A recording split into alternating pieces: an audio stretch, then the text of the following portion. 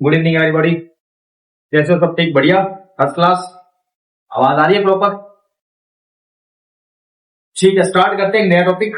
Topic का नाम है आपका सबसे फेवरेट और सबसे मुश्किल है बोरिंग, इसे कह सकते हैं बोरिंग टॉपिक। आगे बोरिंग टॉपिक पे बढ़े हैं तो दो टॉपिक मैं करवा चुका हूँ, एक तो पैसिव वॉइस, एक डायरेक्ट एंड डायरेक्ट। और पैसिव वॉइस की मुझे नहीं लगता था कि क्वालिटी ज्यादा अच्छी है, इसलिए मैं खुद ही इसको स्वीकार करता हूं। और जैसे जैसे मुझे टाइम मिलेगा मैं उसको वीडियो को दोबारा करवा दूंगा। और डायरेक्ट इनडायरेक्ट में कोई दिक्कत नहीं है, सबकी क्वालिटी, बोर्ड की क्वालिटी सब शानदार अच्छी तरह से समझ में आया है। और दिक्कत पैसिव वॉइस में स्टार्टिंग बेस था, भी हमें भी नॉलेज नहीं था, हम भी नए नए फील्ड में होते थे, हमें भी नहीं पता था कि क्वालिटी क्या होता है, ऊपर वो लाइटें क्या होती है वगैरह वगैरह। तो बहुत सी प्रॉब्लम क्रिएट होती है। और कुछ यूट्यूब की पॉलिसी भी है, वो टेक्निकल इशू 15 मिनट 20 मिनट का वो भी पंगा रहता है इसमें, तो दिक्कत आती है इसमें। तो अपने धीरे धीरे सुधार कर रहे हैं और बहुत जल्द अपने पैनल भी दिखाई देंगे, ठीक है। और पैनल पे पढ़ाने का मजा तो कुछ अलग ही होता है, वो आप तो जानते ही हो। तो एक टॉपिक है टेंस, और मैंने दो करवा दिए, पैसिव वॉइस करवा दिया और डायरेक्ट नाइट करवा दिया। अब टॉपिक आ गया टेंस, ठीक है। बात करते हैं, सबसे टफ टॉपिक लगता है, बहुत मुश्किल लगता है, पर आप देखना कि पढ़ने के बाद महसूस करोगे क्या क्या टॉपिक करवाया है, गजब टॉपिक करवाया है। बाकी यूट्यूब पे सर्च मार लेना, किस तरह से किसी ने, किसी भी बंदे ने, किसी भी टीचर्स ने अगर इस तरह से कोई टेंस को टॉपिक करवाया है तो गारंटी है, ठीक है। करवाने का अलग ही अंदाज होगा। एक टेंस होता है और एक टाइम कंसेप्ट है, ठीक है। टेंस काल, टाइम समय सबको पता है, बाद में डिस्क्राइब करेंगे। सबसे पहले मैं डिस्क्राइब करता हूं इस चीज को, ये, ठीक है। इसके फॉर्मेट देखो आप, ये जो चल रहा है वर्तमान, इसे क्या बोलोगे? पहले जो बीत गया और जो आगे आएगा वो फ्यूचर। ये बात क्लियर होगी। जो प्रेजेंट होता है, अगर वो प्रेजेंट है, उसमें इन बंदों का नाम तो कहीं ना कहीं आएगा ही आएगा। इज एम आप, हैज हैव और डू और डज, ठीक है। अगर वो पास्ट है उसमें हैड हो सकता है, वॉज हो सकता है और डिड कहेंगे। अगर वो फ्यूचर है तो डेफिनेट है कि उसमें क्या होगा? सन विल होगा। क्या होगा? इस बंदे को कंसेप्ट को जाता है कि अगर भी का पास्ट है तो हैड, वॉज वर, डिड यह सकता है। अगर प्रेजेंट है तो is am are, has have, do जा सकता है। अगर फ्यूचर है तो सेल विल कहीं दिखाई दे सकता है। आपको ये समझाने का बेसिक कंसेप्ट है, इसे कहीं नहीं मिलेगा। ये बेसिक कंसेप्ट है, समझने के लिए आसान रहेगा इसके लिए समझने से, ठीक है। अब बात आती है कि सर ये टाइम टेंस क्या है? टाइम का डिवाइडेशन क्या है? एक तो प्रेजेंट है, एक पास्ट है और एक फ्यूचर है। एक प्रेजेंट है, एक पास्ट है और एक फ्यूचर है। ये टाइम है, ठीक है, टेंस नहीं है, टाइम है ये। अब सर ये जो पंगे पड़ते हैं, तो मैं जैसे जैसे कहता हूं वैसे करते रहना। पहला कौन सा है? सिंपल। दो नंबर कौन सा है? कंटिन्यूस। तीसरा कौन सा है? परफेक्ट। और चौथा कौन सा है? Perfect continuous. अब मुझे बताओ, टाइम की जो पोजीशन है वो क्या है? तीन, एक दो तीन चार, ये कितने हो गए? 3 × 4 कितने हो गए? जो क्वालिफिकेशन क्या है? 12 आ गई, ठीक है। अब पहला कौन सा बन गया? पूरा बोलना, प्रेजेंट सिंपल। यानी एक नंबर कौन सा हो गया? Present simple. दो नंबर कौन सा हो गया? Present continuous. तीसरा कौन सा हो गया? Present perfect. चौथा कौन सा हो गया? Present perfect continuous. अब उसी प्रकार से जब 1 से लेकर 4 के बीच में बात आएगी तो प्रेजेंट जोड़ देना। उसके बाद 5वां कौन सा बन गया? Past simple. छठा कौन सा बन गया? Past continuous. 7वां कौन सा बन गया? Past perfect. और 8वां कौन सा बन गया? Past perfect continuous. 9वां कौन सा बन गया? Future simple. 10वां ये कौन सा होगा? Future perfect continuous. 12। अब तो आप मेरे को ये भी बता सकते हो कि जब भी मैं नाम लूं ये 1 से 4 के बीच में कौन से टेंस आएंगे प्रेजेंट के साथ, ये रहेंगे 4 और ये एक एक करके 4 जुड़ते रहेंगे। पहला टेंस प्रेजेंट सिंपल, दूसरा प्रेजेंट कंटिन्यूस, तीसरा प्रेजेंट परफेक्ट, चौथा प्रेजेंट परफेक्ट कंटिन्यूस। अब प्रेजेंट खत्म हो गया, आपसे पूछे कि 6 नंबर टेंस बताओ मुझे कौन सा है, तो 4 ये हो गए, दूसरा इसका कितना 1 और 2 कौन सा हो गया पास्ट कंटिन्यू। आपसे कोई बोले कि 8 नंबर बताओ, तो 4 इसके और 4 इसके कौन सा हो गया पास्ट परफेक्ट कंटिन्यूस। अगर आपसे बोले कि 9 नंबर टेंस बताइए फ्यूचर सिंपल, 11 नंबर बताइए 4 4 8 3 यानी फ्यूचर परफेक्ट। यानी ये सीरीज हमेशा रहेगी, रिश्ताई रहेगी 1 नंबर 2 3 और 4 और टाइम अपने अपनी जगह रहेगा, टाइम अपनी जगह रहेगा। यानी बार बार इन चारों को यही रख रहे हैं, एक बार 4 ये जोड़ दो, एक बार 4 ये जोड़ दो और एक बार 4 ये जोड़ दो, 12 हो गए। ठीक है, बी का रूप मैंने बता दिया, तीनों प्रेजेंट पास्ट फ्यूचर। आगे क्या है present past future, simple continuous perfect perfect continuous. एक बार 4 ये जोड़ दो, एक बार 4 ये जोड़ दो, एक बार 4 ये जोड़ दो, ये 12 टेंस। यानी 3 समय 4 उसका डिवाइडेशन, 3 into 4 मल्टीप्लाई 12, तो ये 12 टोटल टेंस। अब मैं 1 नंबर कौन सा करवाऊंगा, सबसे पहले कुछ बातें और बता देता हूं। अगर जहां भी ये नाम लिखा आ जाए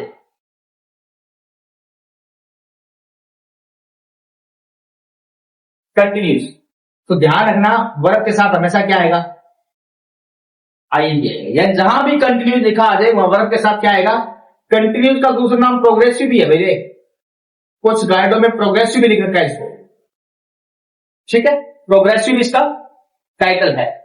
फिर आता है परफेक्ट, अगर जहां भी परफेक्ट आ जाए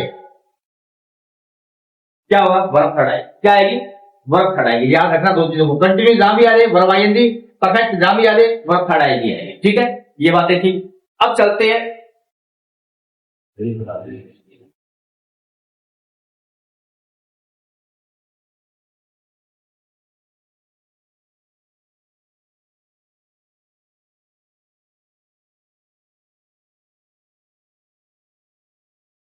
अब 1 नंबर टेक्स्ट का नाम क्या है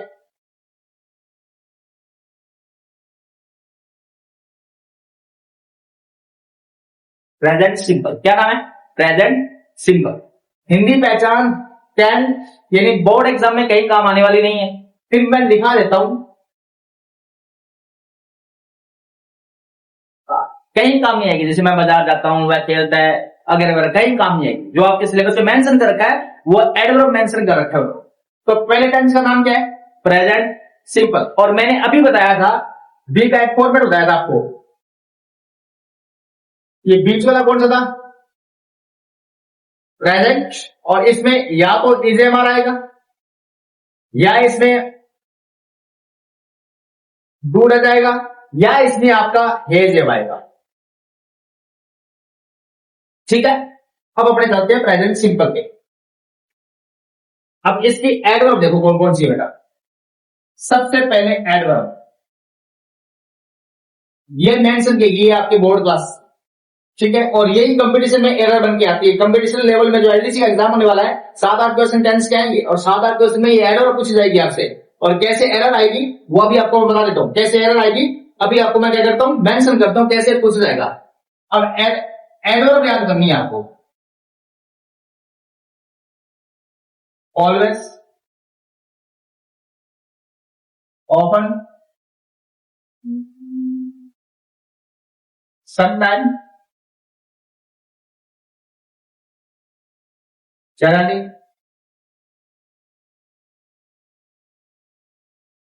usually,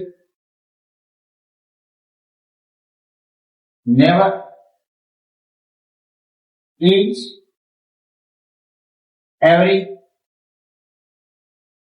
daily. Very very important thing.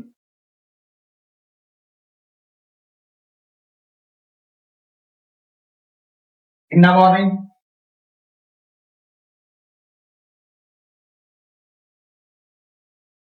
In the evening. अब दो चीज दिखा रहा हूं बहुत इंपॉर्टेंट है, 8 प्लस टाइम। सर इसका क्या मतलब हुआ 8 प्लस टाइम का, जैसे एट 4 o'clock एग्जाम्पल के लिए, ठीक है, at 7 o'clock, on plus time,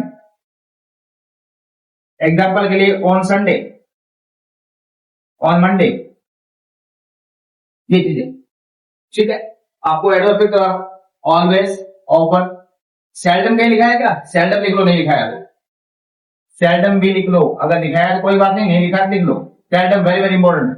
ये एडवर्ब प्रेजेंट, ये नहीं कहने का अर्थ है सर एडवर्ब होती क्या क्या पंगा होता है। जैसे मैं कहता हूं मैं पवन हूं, तो मैं पवन कहूंगा, पवन स्टार तो मैं खड़ा हूंगा। क्लास में अगर कहूं पवन स्टार खड़ा होगा तो मैं खड़ा हूंगा। उसी प्रकार से एडवर्ब टेंस को बताती है। ये नहीं है कि निकनेम है, अगर इनमें से कोई भी आए तो सीधा आ जाएगा कि ये जो अगर शब्द आपको कहीं भी दिखाई दे प्रेजेंट सिंपल होगा। कौन सा होगा? प्रेजेंट सिंपल होगा।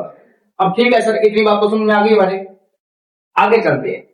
अब सबसे बड़ी दिक्कत ये होती है कि एक नंबर टेंस है ना जो प्रेजेंट सिंपल, यही दिक्कत पैदा करता है। क्या करता है? यही दिक्कत पैदा करता है। अब इसमें एक पंगा पड़ता है, एक वचन का और एक बहुवचन का। यानी कहने का था अंग्रेजी में बोले तो सिंगुलर, और यहां बोले तो, ठीक है। अब मुझे एक बात, ठीक ठीक ठीक, नहीं, ये सारे के सारे सिंगुलर रहेंगे, या कोई नाउन सिंगुलर हो, ठीक है, नेम आ गया। इसमें क्या आ जाएगा? आई, यू, वी, दे, या कोई बहुवचन नाउन, प्लूरल नाउन्स, जैसे बॉयज, गर्ल्स, ठीक है। अब एक बात और सुनो, मैं एक चीज और लिखा रहा हूं, हेल्पिंग वर्ब, इज, वॉज और हैज। यहां क्या लिखा है बेटा? एस एस, यानी ये सारे सिंगुलर के साथ आएंगे। एस वाले हमेशा किसके साथ आते हैं? सिंगुलर के साथ आते हैं। इज का क्या हो जाएगा? आर। वा का क्या हो जाएगा? वर। हेज का क्या हो जाएगा? हैव। लास्ट में क्या आ रहा है? ई ई ई। ये सब किसके साथ आएंगे? बहुवचन के साथ। किसके साथ आएंगे? बहुवचन के साथ आएंगे, ठीक है। जैसे गोज, लास्ट में ऐसा आ गया वो। अगर आपसे पूछ ले कोई, अगर आपसे पूछ ले कि जितनी भी, आपसे कोई पूछ ले कि जितनी भी हेल्पिंग वर्ब, सो जितनी भी मेन वर्ब होती है, जितनी भी मेन वर्ब होती है वो किस फॉर्मेट में पाई जाती है, तो आपका सीधा जवाब होगा कि हर वर्ब बहुवचन यानी प्लूरल के रूप में पाई जाती है, बहुवचन के रूप में होती है। उन्हें एक वचन बनाने के लिए या तो एस या ई से जोड़ा जाता है। ये दुनिया की जितनी भी वर्ब्स है तो किस फॉर्मेट में पाई जाती है, तो सारी की सारी बहुवचन के रूप में होती है। उन्हें एक वचन बनाने के लिए एस या ई से जोड़ा जाता है। सर एस कब लगेगा, ई एस कब लगेगा, सब बातें करवा दूंगा। बस मुझे बताओ, ये सारी एडवर्ब लिख ली क्या एक बार आपने? ये सारी एडवर्ब लिख ली होगी आपने, तो आगे और करते हैं, डिक्लियर करवाते हैं।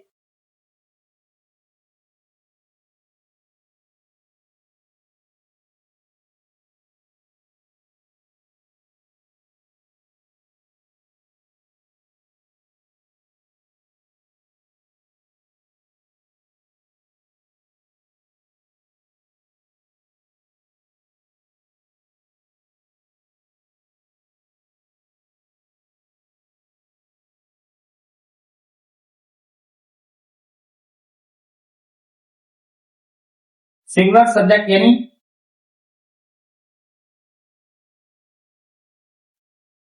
एक वचन का। अब मैं जैसे ही सिंगुलर सब्जेक्ट बोलूं, आपके दिमाग में आना चाहिए ही, सी, इट या कोई नाम या सिंगुलर की। उसके साथ बेटा हमेशा क्या लगेगा? Verb first. उसमें क्या लगेगा? या तो एस लगा देना या ई एस, और ऑब्जेक्ट तो हमेशा होता ही होता है, ठीक है। अगर एफर्मेटिव सब्जेक्ट स्टेटमेंट है, अगर सब्जेक्ट क्या है, ये नहीं कहने का अर्थ है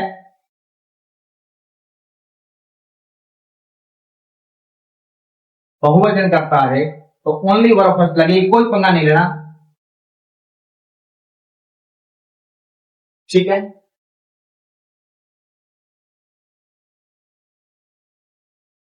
अगर बेटा वाक्य नेगेटिव हो जाए, नेगेटिव हो जाए तो याद रहे सिंगुलर सब्जेक्ट के साथ हमेशा डज नॉट और उसके साथ वर्ब फर्स्ट और फिर ऑब्जेक्ट। अगर बेटा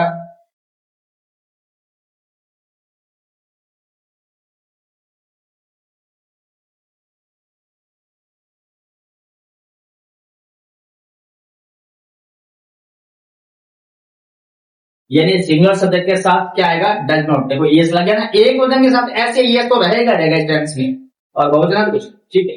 अगर वाक्य बेटा इंटेरोगेटिव हो जाए, कोई दिक्कत नहीं है।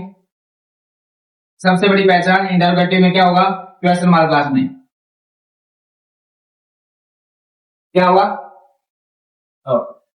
आगे देखो,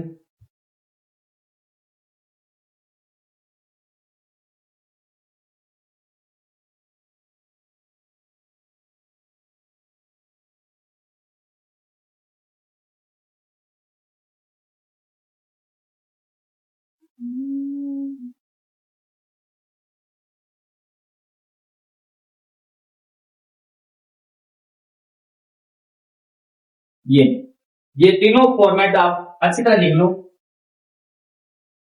अब अपने करते हैं पेपर में एग्जाम्पल कैसे आते हैं, एक बार ये नोट कर लो, राइट डाउन कर लो, और उसके बाद मैं इसको हटाता हूं, फिर एग्जाम्पल कैसे आएंगे आप लिखो।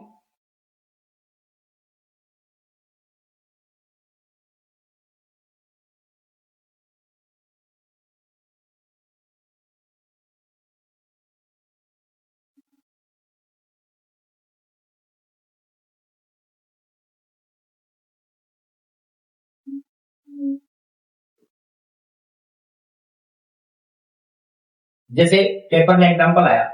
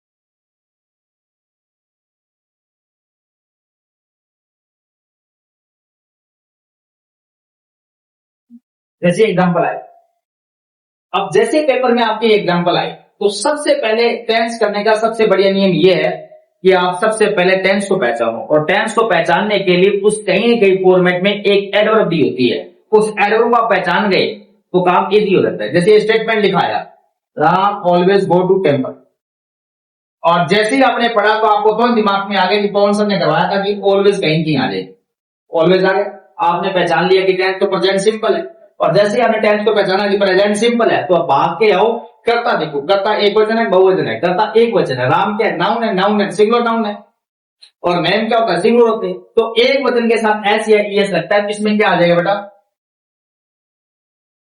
सर आपको तो पता था इसलिए ईएस लगा दिया, अब हमें क्या पता लगेगा गो के साथ एस आएगा कि ईएस आएगा, तो बेटा मैं यहां लिखवाता हूं, नोट करते हैं। जिस स्पेलिंग के अंत में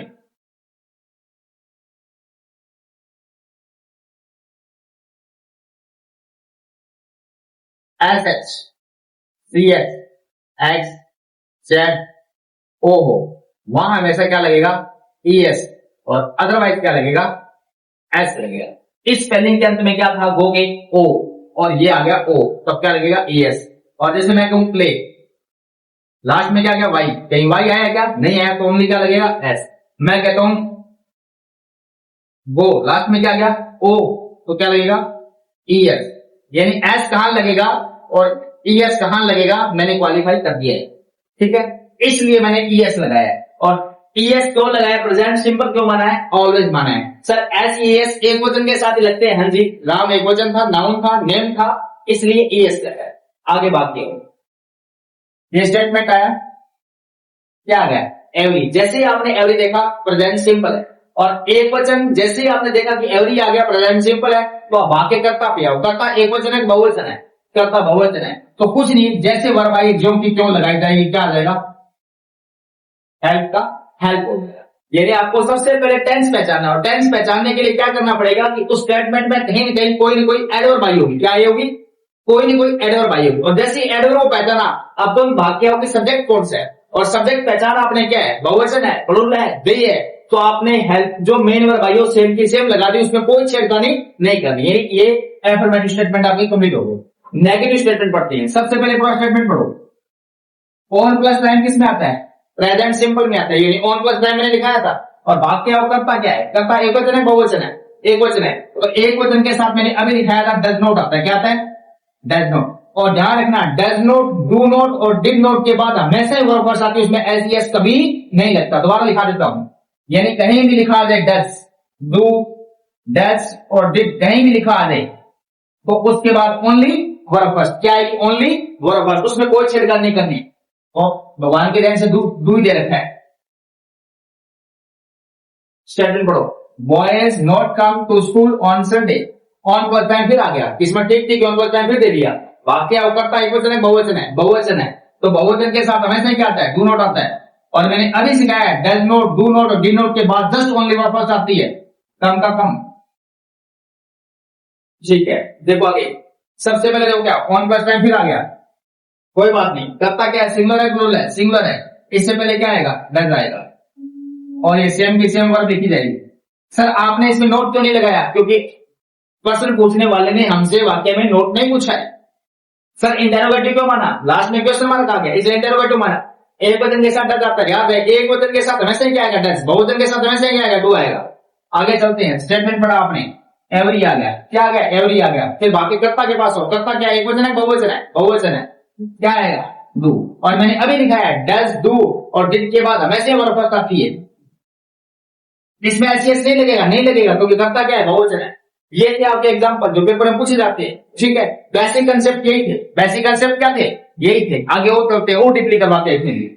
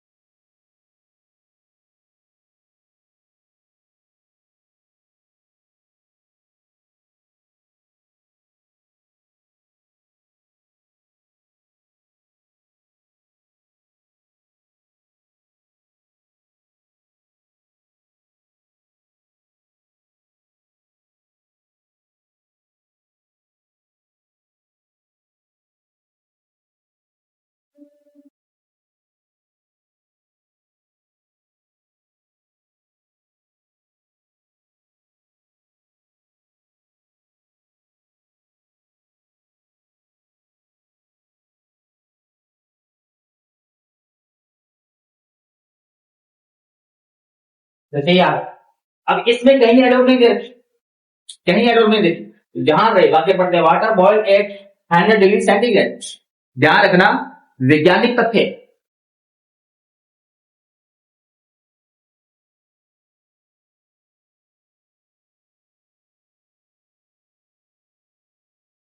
साइंटिफिक रीजन या साइंटिफिक फैक्ट, आदत संबंधी बात और सर्वकालीन सत्य बात,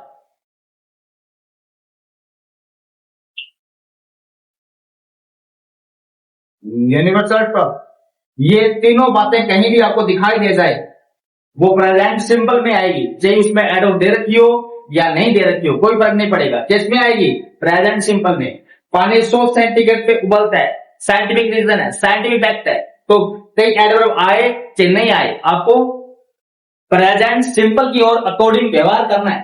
अब सर पानी को एक वचन माने बहुवचन माने, तो याद रहे, ध्यान रखना, लिक्विड फॉर्म कोई भी हो, लिक्विड चॉइस कोई भी हो, खेत में पैदा होने वाली कोई भी चीज हो, सब इसमें रहेगी, बहुवचन में रहेगी। जैसे सिल्वर है, गोल्ड है, व्हीट है, शुगर कैन है, सब किसमें जाएंगे? क्विंटल किलोग्राम में जाएंगे, ठीक है, ग्राम में जाएंगे। पानी है, तेल है, पेट्रोल है, डीजल है, सब किसमें जाएंगे? ये सारे के सारे एक वचन होंगे। और लिक्विड फॉर्म वैसे क्या होती है? सिंगुलर होती है। और लिक्विड फॉर्म सिंगुलर होती है और प्रेजेंट सिंपल है तो वर्ब के साथ एस या एस लगेगा। लास्ट में एल आया, एल मैंने दिखाया था, S H C H X Z O आ जाए उसमें ई एस लगता है, अदरवाइज सब में क्या लगता है? एस लगता है। तो क्या आएगा? बॉयल्स आएगा। Water freeze at 100 degree centigrade. पानी 0 पे जाकर क्या होता है? जम जाता है। कोई बात नहीं, पानी एक वचन होगा, लिक्विड फॉर्म है, इसलिए एस ई एस लग गया, इसमें एस लग गया, इसमें एस लग गया। The sun rise in the east, पूर्व में उदय होता है। ऐसा नहीं कि पूर्व में उदय होता था, अब नहीं होता, क्या अब भी होता है। तो सर्वकालीन सत्य बात कोई भी हो, प्रेजेंट सिंपल में रहेगी। करता क्या है? एक वचन है, एक वचन तो में क्या लगेगा? S E S. लास्ट में ई आ गया तो ओनली क्या लगेगा? एस लगेगा। राइज द स्टार्स बहुवचन है, ट्विंकल चमकते हैं, एक नाइट रात की, तारे रात को चमकते हैं, ठीक। तो एक नाइट वैसे भी आ गया और वैसे भी स्टार्स, यानी सर्वकालीन सत्य बात है। तो ट्विंकल का twinkle. I get up at 4 o'clock, वैसे 8 प्लस टाइम आ गया, अगर ना भी आए तो अर्थ संबंधी बात है, तो आई बहुवचन में काउंट होता है, तो गेटअप का गेटअप। अगर यहां ही होता तो गेट्सअप हो जाता, जैसे यहां ही होता तो क्या हो जाता? गेट्सअप हो जाता। ठीक है, ये थे आपके प्रेजेंट सिंपल की कुछ बातें। मुझे लगता है कि इससे बाहर कोई एरर नहीं जाएगी। अगर इससे कोई भी स्टेटमेंट आता है प्रेजेंट सिंपल से, तो मुझे नहीं लगता कि आप कहीं गलत कर पाओगे। अगर इतने रूल्स इसको याद है, मैंने सिखाए हैं, अगर एक भी सीट में आ गया तो लगा दोगे, टिक कर दोगे, और ये कंपेरिजन फॉर्म में आएंगे तो ऑप्शन दे देगा वो क्या दे देगा? ऑप्शन। हालांकि इसमें विवाद चल रहा है 2 and 2 मैक्स 4, और इसमें अभी एक जूनियर अकाउंटेंट का एग्जाम हुआ, उसने मैक ही माना, तो ये डाउटफुल है। हालांकि मैक्स ही पढ़ा है हमने, 2 and 2 मैक्स 4 होता है, परंतु उन्होंने मैक माना। अब सर इसमें एरर कैसे दे देगा? मान लो ये कंपटीशन में कहीं भी आता है, कहीं भी आता है, ए ऑप्शन बना देगा बॉयल्स, बी बना देगा बॉयल, सी बना देगा इज बॉइलिंग, डी बना देगा वाज बॉइलिंग, और ए बना देगा नन ऑफ दिस। तो अभी आपको याद होगा तो कंसेप्ट कर, जिसके कंसेप्ट करिए उसमें कंपटीशन लेवल में कहीं एरर में दिक्कत नहीं आएगी। व्हाट आर बॉयल्स होता है, क्या हो जाएगा? ए नंबर, क्योंकि आपको पता है कि ये क्या है? साइंटिफिक रीजन है, और साइंटिफिक रीजन यूनिवर्सल ट्रुथ और हैबिचुअल जो स्टेटमेंट होते हैं वो सारे के सारे प्रेजेंट सिंपल में काउंट होते हैं। कुछ बातें और भी है, जैसे न्यूज़पेपर की हेडलाइन है वो प्रेजेंट सिंपल में होती है, जी बात पास्ट में हो जाए फिर भी प्रेजेंट सिंपल में काउंट होती है, क्योंकि अखबार से पढ़ा जाता है तो अखबार वाले चाहते हैं कि हमारी बात यूं लगे कि आज घटना अभी हुई है, इसको पता लग गया, ठीक है। अनसर्टेन, इसलिए से इनडेफिनिट बोला जाता है। डेफिनेट क्या होता है? निश्चित। इनडेफिनेट कोई निश्चित नहीं, अभी घटना हुई है, टाइम का कंफर्मेशन नहीं उसमें। तो यह बातें मुझे लगता है आपको बिल्कुल समझ में आई होगी। 1 नंबर टेंस आपका प्रेजेंट सिंपल था, 10वीं क्लास में मेंशन किया गया सीबीएसई में पैटर्न में, जहां भी एक जहां टेंस लगता है इससे बाहर एक भी आपका कोई ऐसा नहीं है कि इस रूल से बाहर एक चीज भी आ जाए। और यहां तक कंपटीशन लेवल का कोई भी एग्जाम दे देना, प्रेजेंट सिंपल पूछा गया है, इनमें से घूम फिर के आएगा। दिक्कत यह है कि बड़े एग्जाम हो जाते हैं तो छोटे एग्जाम्पल ले लेते हैं, एग्जाम्पल बड़े हो जाते हैं, उससे कोई डरना नहीं है। कंसेप्ट तो ये लगेगा ना, जैसे 2 और 2 4 होते हैं, अब किसी एग्जाम में पूछ ले जाए ऐसा तो 5 हो जाएंगे। कंसेप्ट क्लियर, आपको पता है 2 और 2 क्या होते हैं? 4 होते हैं। उसी प्रकार से ग्रामर के जितने प्रेजेंट सिंपल में एरर रूल थे वो मैंने सब बोर्ड पे लिखा दिए, करना आपकी जिम्मेदारी है। अगर फिर भी दिक्कत आती है तो कमेंट में जरूर लिखना, हम इसको जरूर करेंगे। Thank you.